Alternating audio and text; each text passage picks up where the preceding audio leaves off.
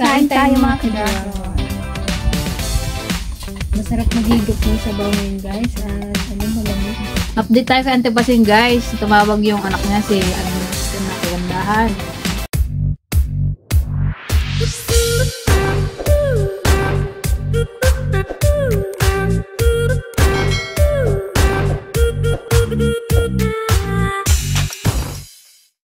Maulang umaga mga ka-dragon. Ayan, dito tayo ulit sa bukid. Nagpapaabono kami ng palay. Ang Tiligaya mga ka-dragon, susunod siya kasi nagpapa-update siya ng kanyang PhilHealth. Ayan yung inispirahan ni Kuya Efren. Medyo naninilaw-nilaw na yung mga damo. Kaya lang merong nalanta dito na sitaw. Baka nakaamoy. Palitan na lang.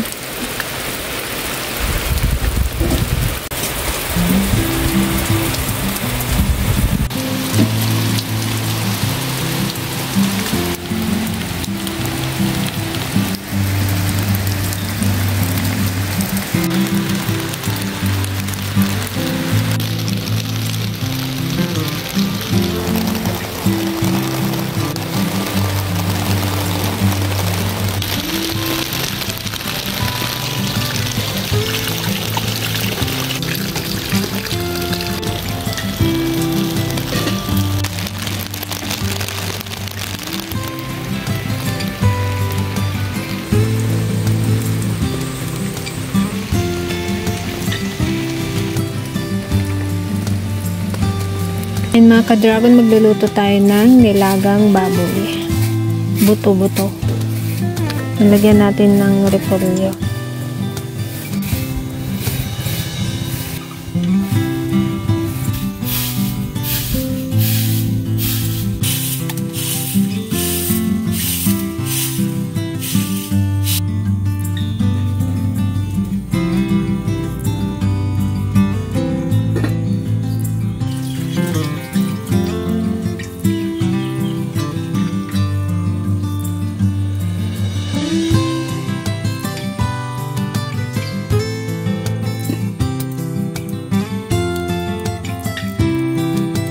Ayan mga ka-dragon, habang nagluluto tayo ng kanin, mag-grass cutter muna tayo, maglinis-linis.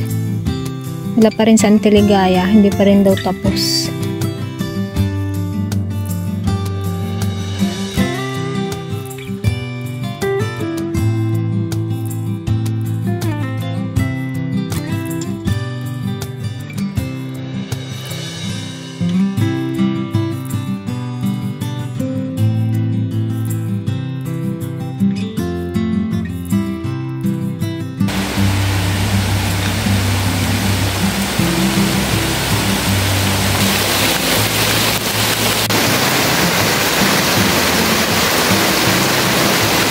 So, ayan mga ka-dragon, dahil hindi na sumunod sa Antiligaya, iwan ko kung may balak pa siyang sumunod. Kasi nag-chat ako kay ate, hindi pa daw siya tapos. Alauna na. It's time to eat. Lilinis kami ulit dito sa paligid, kaya lang itong panahon pa, bugso-bugso, mag-ulan, maginto. So, tuloy natin lang. So, let's eat. Salamat po sa mga biyaya. Pinagpapalimusan sa araw-araw. Kain tayo mga ka-dragon. Masarap magigop ng sabaw ngayon guys. At ano, malamig. Nilagang baboy.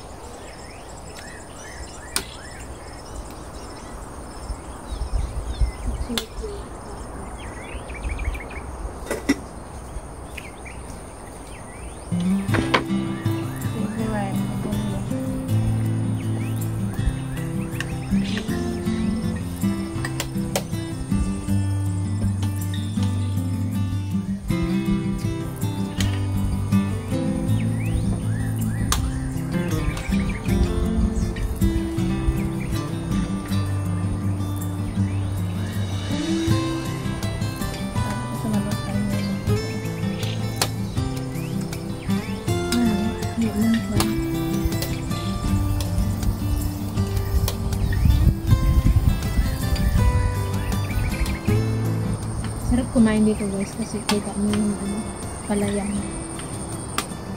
May buhay. Nag-ulan pa sana. Oh, hindi na sundan. Ang Teligaya, bilisan mo. Maubos namin yung ulam. Favorite mo pa naman tong ulam. Ayan, gusto ko lang po i-shout out si Ma'am Winky Dampil from Alcobar, Saudi Arabia. Hello po, kain po Ma'am tayo. Winky Dampil. Kain po. Ingat po kayo dyan sa Saudi.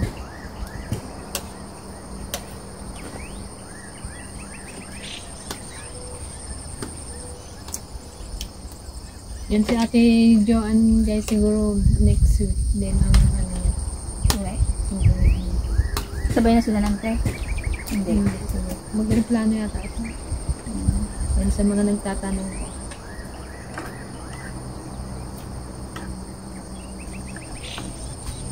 Ayaw niya naman. Yung may nag-comment doon at i-share mo daw yung pangalan ng vitamins mo. Kanin po. Kasi- Ascorbate ba yun?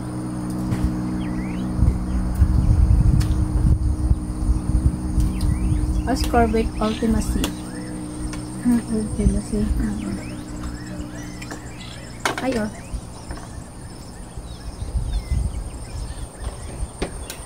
Yan sa mga nagtatanong, sa mga gustong tumaba. Nahiyang din sa kanto. Karami ko lang pinabal kami. Meron ba yun sa ano? Mercury? Yung Ultimacy? Yung iniinom mo? Pero binibili ko na kasi pang isang gano'n natin. Pero yung mas na-order ko. Kasi hindi siya parang yung kakilala ko. Sa amin din. Kasi din naman lagi alkaline. Pero pandin siya.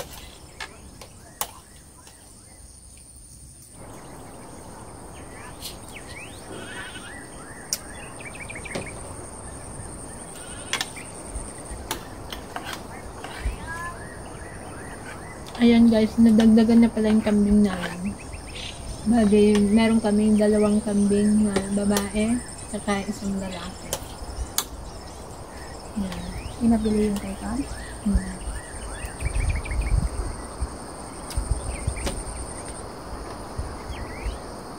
Ang gawin ay mapankaytuyan gayon kano maparteng.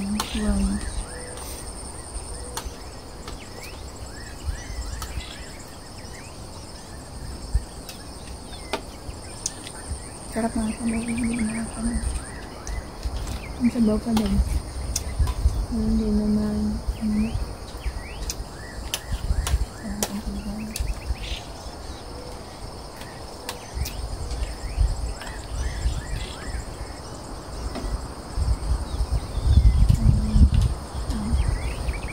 Sarap na. Favorite.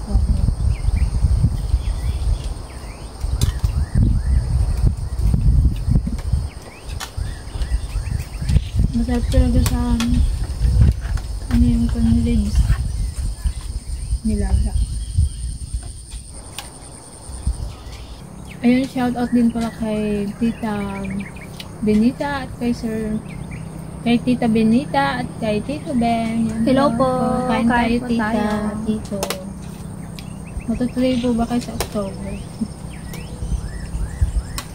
Sana ano, kung matuloy man po kayo, ano, walang bagyo.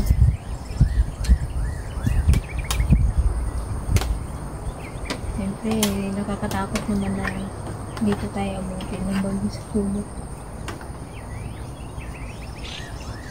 Ito na Pangasinan? Yan guys, wala siyang Teligaya. Ano pala? Nagdatid lang ako ng merienda na Pizza Hut. Tsaka nagpakain ng alagang baboy. So, hindi pa ako nag-lunch. Nakikain na rin.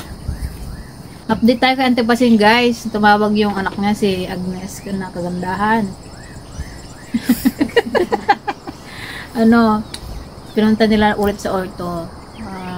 Ang sabi sa kanya ng ng doktor. Depende daw kay Auntie Pasing kung gusto niyang operahan. Kasi yung pinaka, ano kasi ang may fracture, yung pinagkakabitan dito sa braso niya.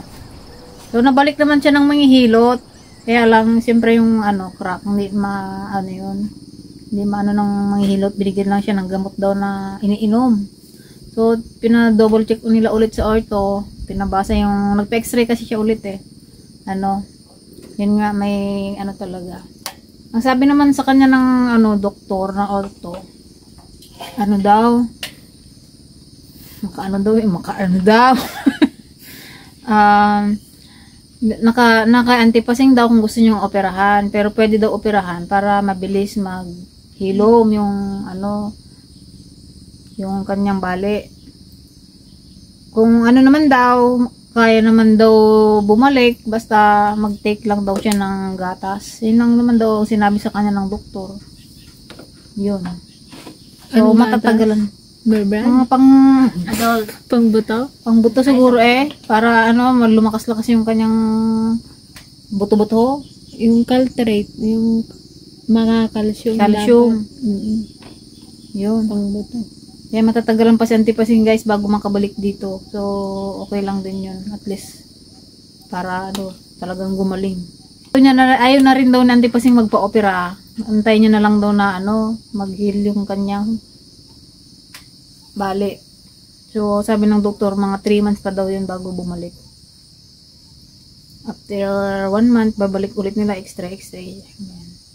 Hanggang sa gumaling na siya. So, yun. Kasi iwan Pasing doon siguro.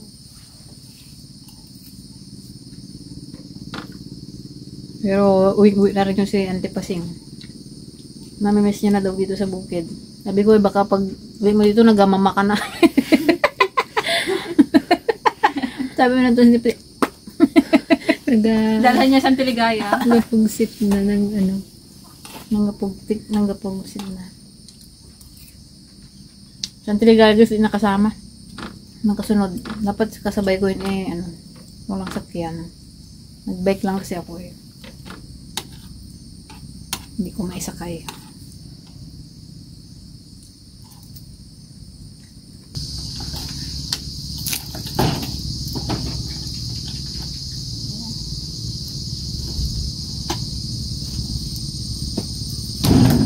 So, ayan mga ka-dragon, bali pa uwi na rin kaming dalawa. Si Ate Greta nauna na kasi umiiyak na naman si JD. Katatapos lang namin maglinis dito sa paligid, hindi na kami nakapag-video dahil syempre ilang araw na rin kami nag-video na puro linis-linis kami dito sa bukid. Baka maano na kayo, magsawa na kayo sa aming paglilinis dito sa bukid. So, sana ay mag-enjoy po ulit kayo sa aming simpleng vlog today. Yan. Ingat po kayo palagi. We love you all guys. Ayan naman ang ulan.